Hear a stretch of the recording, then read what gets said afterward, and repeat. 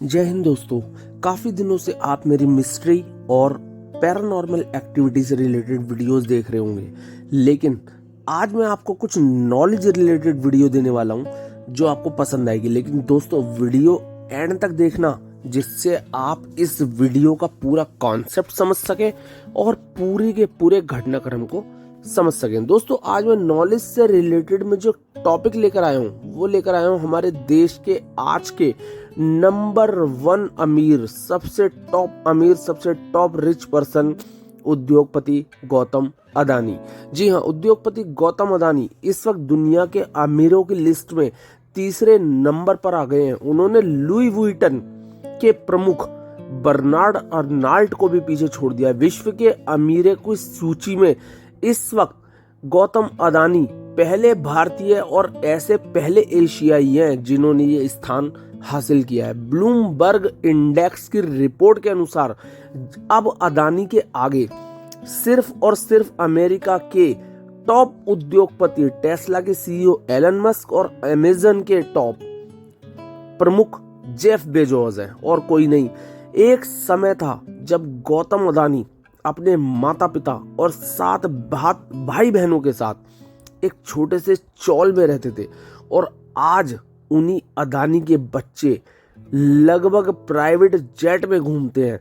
तो दोस्तों ऐसा क्या किया आपको जल्दी बताएंगे, लेकिन उससे पहले वीडियो लाइक शेयर सब्सक्राइब जरूर कर दीजिएगा। तो चलिए दोस्तों शुरू करते हैं। दोस्तों ब्लूमबर्ग के अरबपति इंडेक्स के अनुसार 60 साल के गौतम अदानी की टोटल नेटवर्थ 137.5 अरब डॉलर के आसपास है। दोस्तों टेस्ला के जो हेड है, उसके जो ऑनर है और दुनिया के इस टाइम सबसे रिच पर्सन है, उनकी नेटवर्थ करीब 251 अरब डॉलर है। जबकि अमेजन के जो फाउंडर हैं और सीईओ हैं जेफ बेजोस, उनकी नेटवर्थ 153 अरब डॉलर है।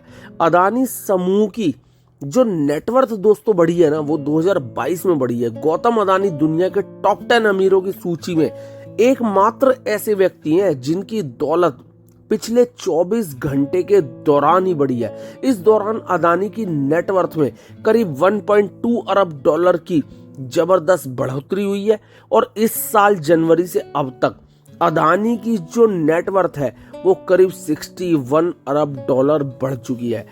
गौतम अदानी ने पिछले माह माइक्रोसॉफ्ट के जो हेड है बिल गेट्स, उनको भी पीछे छोड़ दिया।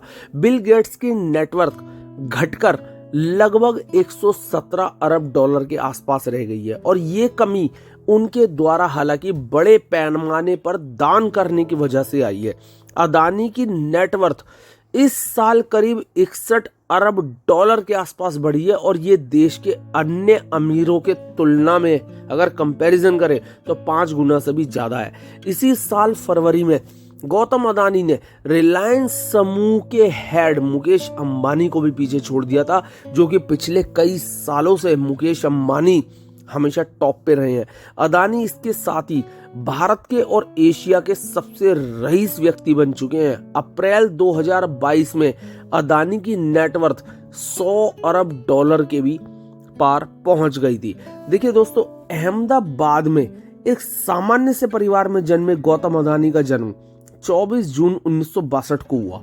गौतम ने शुरुआती जो अपनी शिक्षा ली वो अहमदाबाद के एक सेठ चिमनलाल नगीनदास स्कूल से पढ़ाई की। इसके बाद गुजरात विश्वविद्यालय से ही उन्होंने कॉमर्स की पढ़ाई शुरू की। हालांकि सेकंड ईयर में ही उन्होंने पढ़ाई छोड़ दी। गौतम के पिता शांतिलाल और मां का नाम शांति बेन था। गौतम के पिता कपड़े के एक बड़े व्यापारी थे।